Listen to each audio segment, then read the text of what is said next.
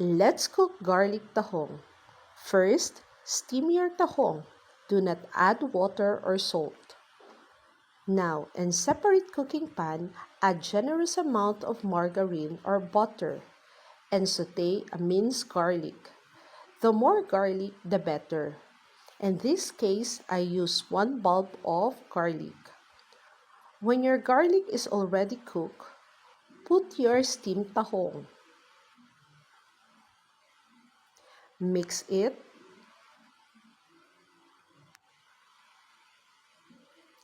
and add your preferred seasoning like magic sarap or nam nam. Mix it and add a little bit of water or water from the steamed tahong. Mix it well, let it boil, and you're already done. Enjoy!